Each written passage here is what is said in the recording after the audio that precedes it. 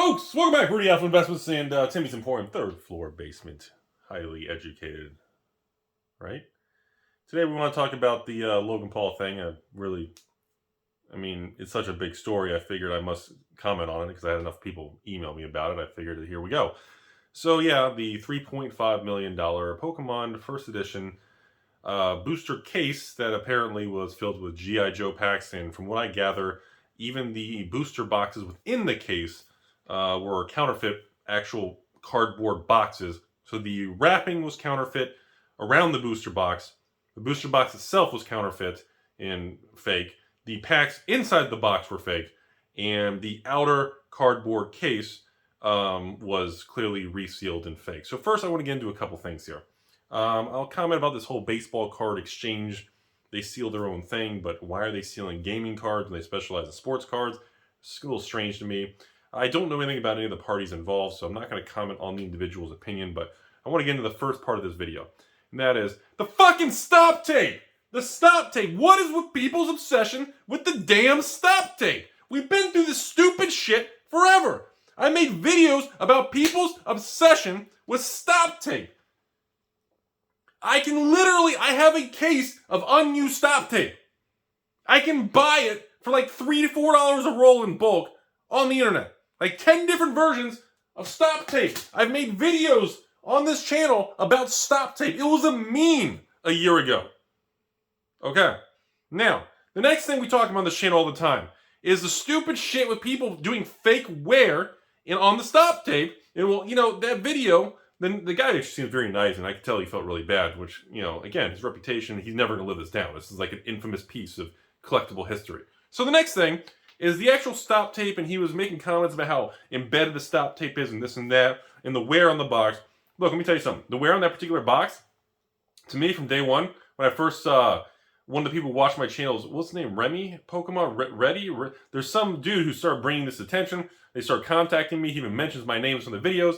And he says, Rudy even made comments about stop tape. And you are correct. And I've even made videos about artificial wear. And the wear on that case is the exact type of wear on the cardboard of it being on rollers and being slid and having artificial. That is not authentic long-term wear of a CCG case. Now, the next thing I want to comment about the stop tape embedded on the cardboard. That's called artificially adding heat or temperature or storing it in the sun, doing that in Florida, maybe non-climate controlled or whatever, that you can accelerate and artificially make that tape seem more bonded. You can make the tape more bonded to the cardboard by applying more extreme temperature swings or heat. Blow dryer, you can roll it on, like some sort of kind of like an Amazon roller kind of assembly, like a little assembly line that goes by those little rollers they have. Because the cardboard has distinctive like wear marks, like it's just the whole thing. When it was first told to me, I remember when people first started contacting me about the story, I was just kind of like, unless they open it, I really have no intention of covering this topic, discussing it, because the world's never going to know unless they publicly open the case. Well, obviously, it started building momentum, steam, more and more drama started coming out of it, so they ended up opening it, and honestly, hey, Logan Paul is going to come out ahead, he got his money back, that video is going to make him fortunes in views and monetization. The previous guy knows who he got it from, so he's probably going to get his money back, it's going to go back to the chain of command, blah, blah, blah. So, that's my first thing with the damn stop tape. People need to chill the fuck out on the stop tape, man. This was the reason I made the meme video on stop tape a year ago, is because I had a couple patrons. Of course, after all that happened, they closed their account and said I was an evil, rah, Timmy, Pitchfork, Optimus Prime, whatever. And they said, because I was selling Pokemon boxes at the time, I was low on supply, so I maxed it out at 5 Pokemon boxes per patron, so I didn't sell it by the sealed case. So I opened each case and took one box out to help spread the supply, because a year ago you couldn't get Pokemon boxes. And also, I kind of like doing that because when you ship it, you have an empty space at each side of the case, so it better protects it from corner damage. So it's really a good thing. Anyways, I had 2 patrons freak out on me because I opened, and they said their case no longer has value because I opened the case and I ruined the stop tape. And that's what sparked the infamous stop tape meme revolution on this YouTube channel a year ago.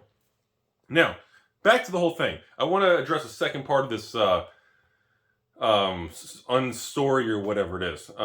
First of all, I actually always liked Logan Paul. So you can make fun of me all you want. You can call me bromance, you know, whatever you want to say, home fries, you know, corn fritters, skillet, waffle fries. I always thought Logan Paul, I think, you know, some of the fame and money makes him do some crazy shit, which, you know, that's life. Do I think he's a bad dude, or is he deliberately really an evil person? No. Do I think he deserves all the success he has? Honestly, I kind of do. Because, well, he may look like some rich, easy thing on the internet. I have a funny feeling there's a lot more behind the scenes, a lot more work, and if anything's like my business and other businesses and restaurants and retail, the dude he's been through a lot to get here. Whether he deserved it or not, that's everyone's personal opinion. I think he's a good dude. I have no reason to believe he's just some terrible human being. Just saying out there. The whole King Pokemon Gary guy, never met him. Seems like a nice guy also. The baseball card exchange people, don't know anything about him.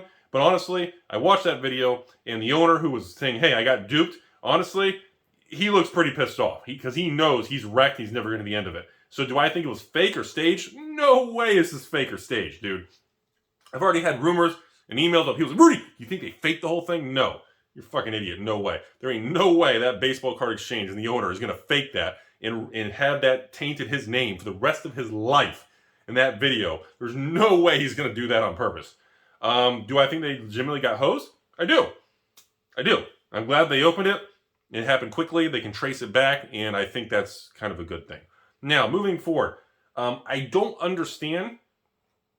Like, this would be equivalent to me, like someone coming to my store or sending to the P.O. Box a collection and saying, Rudy, will you authenticate my 1980-something Fleer basketball $1 million sealed case or something? Like, I don't know anything about it. I mean, I can't risk, I don't know, I don't have the knowledge. That's not my area of expertise. It's like even some of the vintage Pokemon stuff. I still have it down here. I still have some of them down here. So, from like a long time ago. So here's one of my first edition boxes. This is a first edition WotC. This is non-English. So again, I know it's an authentic box. I don't want to get into the reasons of it, but I know this is an authentic box. I don't have a case or anything. And then I have some other ones. Here's a Pokemon. Here's a Wizards of the Coast. This is a base set, unlimited, non-first edition Pokemon. And then here's a very expensive Wizards of the Coast Gym Challenge first edition booster box. I don't have sealed cases of it, unfortunately. Sorry, everybody. Anyways, my point is, you know, me trying to grade or authenticate sealed sports boxes would be impossible. I would screw it up. I don't fully understand why this guy, or not this guy, this guy's company, Baseball Card Exchange, was chosen where he brought it to his desk. He specifically says in March of like last year, it came across his desk, he sealed it, whatever, and he verified it. I don't understand why the people involved with this chose to go to that type of company or party to authenticate this type of item. That doesn't make sense to me at all. That doesn't make sense to me. And I find that very strange why somebody maybe just want his name. That's very dangerous and very risky. That was the biggest thing that really confused me in the video. You know, when I authenticate old vintage boxes of, you know, revised or I wish I had Arabian Nights sealed boxes. You know, Legends Antiquity sealed boxes, revised sealed boxes, maybe one of my Weatherlight Stronghold, all my Urza sealed boxes. I have my own personal methods that I use, but the biggest thing that I am able to use is I have, you know, sealed cases of Urza, and I know they are authentic because I've had them so long, and I know they were from, you know, the late 90s when they weren't worth much, and I've had them. I know they're authentic. I've opened them, and I use that as a, you know, as the kind of control sample to check, test other things to make sure that I am 100% confident the sealed product I have is authentic, or if somebody sends me a collection, or if I meet for a high-end collection, I use that approach because it would be, I mean, again, there's no 100% G-word guarantee, but so it makes me comfortable enough where I'm willing to lay out maybe 6 figures, 7 figures of cash for some sort of extravagant sealed collection or vintage product. So that was the weirdest thing of the whole story, is just, I don't get why a baseball card exchange sealing thing, I know they're big on the wrap with the products in the sports world. I don't understand the crossover. That was the biggest thing that blew my mind. Why were they chosen before it even made it to Logan Paul, before it made it to the other guy for $2.7 million? Why going way back? Like the guy even says in the video for the $2.7 million, he goes, I wouldn't have even bought the product for $2.7 million if it didn't have the BBC, the logo of the baseball card exchange, the BBC on it. If it didn't have the logo, he wouldn't have paid 2.7 for it. So again, the previous person, or the person before, either the person before or the two people before, why did they take that route, knowing one of those parties knew it was fake? Either the person before that or the person before him. One of those two parties, in my opinion, knew it. And one of those two parties knew that and sent it to those people knowing, in my opinion, that they could probably get it authenticated or to see if they would authenticate it. And I find that strange. It goes back to something I say many, many times where, like, we had the stolen Beta Black Lotus from that card store in California. It goes back to certain things where, people start contacting me, Rudy, talk about the Beta Black Lotus that was stolen. I said, I'll make a video on it just to get the word out there, but be aware, it's not going to come my way. People who steal and do that kind of stuff, or people who are involved with more of the fraudulent stuff, they're not going to sell it to me. They're not going to send it to me because I actually I put it through a rigorous, in my opinion, rigorous. I put it through a process where, in my opinion, I just don't think it would make it through. People who do that kind of stuff or steal rare cards or trying to do fraudulent things, they go certain paths. They avoid certain parties, certain companies, certain people because they don't want to get caught. And I've had that happen over the years. I have, especially in my 2018, 2019 years. I had multiple people would send me collections, would email me, Rudy, I got a Power 9 beta set. Rudy, I got a whole set of Alpha. Rudy, I've got all this stuff. And they would send, and of course, they'd send me a picture, or they'd send it to the P.O. box. They'd try to come to Florida to the store, and then I'd be like, dude, sorry, no, I'm not taking your product. This is counterfeit, or they're altered, they're inked, they're trimmed cards, they're rebacked cards, whatever it may be. So I just want to cover this thing. The biggest thing that blows my mind is I'm really curious. I really hope we get more history on the chain of command of who sent it. What person went to the BBCE to get it wrapped, and who was involved in the very beginning, because clearly this was a very orchestrated thing.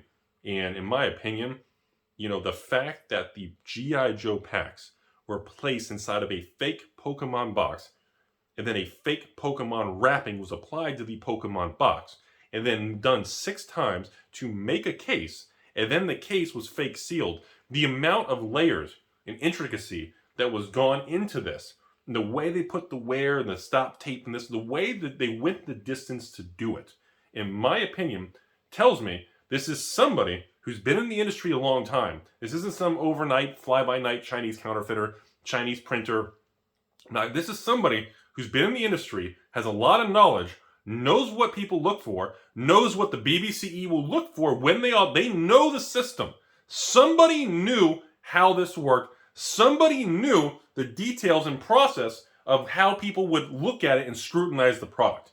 What they were hoping is that people wouldn't open the damn product. Now the problem is, like Logan Paul, when it makes it to him, he likes to open it and make a big thing about it. And then when things got shady, he said, fuck it, let's open it.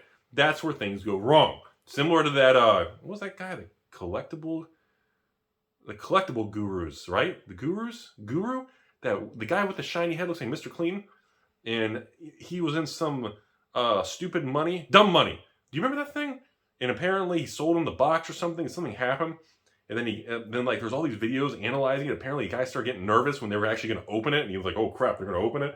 It was some weird thing, Anyways, end of the video here. Overall, folks, just do your due diligence. Too good to be true, it probably is. And if you're getting into really high-end stuff, if you're really looking for extremely rare things, make sure you get the right people involved who specialize in the particular category. I don't know anything about sports cards. I'm not going to pretend to know anything about sports cards. I'm the ultimate Timmy when you put me in that direction. I don't know a lot about vintage Pokemon, individual cards, and which ones have high grades or difficult grades or quality control issues or centering issues. And, that's not my area of specialty. My area of specialty is obviously going to be the vintage reserve list Magic, vintage sealed boxes in Magic the Gathering Wizards of the Coast era, and of course newer, Wizards of the Coast products and everything that I can do, how much product I deal with direct. I handle so much of it. Anything that's slightly off will stand out to me. That's kind of the biggest thing is just, it goes back to you really got to trust the source, folks. You really got to make sure you understand where these things come from, or as they call them, the chain of command, where they came from to trace it back. And it kind of does reinforce the risk of, I get it all the time. I just want to say this real quick before I end the video, is I get people all the time, Rudy, will you sell me this old box of revised? I see one on eBay for 8,000 and all the rest of them are 15, 20,000. Will you match the 8,000? I said, no. The one you're looking at for 8,000, that's half the price of everybody else, has zero feedback with a location in Russia that literally doesn't even have a picture, that literally has all broken ink. Like, there's so many things wrong with it. No, there is a tremendous value when it comes to dealing with these things if you remove certain levels of risk and fraud and safety and disputes and chargebacks and someone scamming you. You know, that's why a lot of people, or most people, prefer to buy and sell large collections or 6-7 figure deals with large stores, large conglomerates. And if you're in the Magic world, the big, Snow City, Card Castle games, or people like me, people in the other, you want to go through something because you don't want to, the people at that level who have these more higher asset classes understand the value.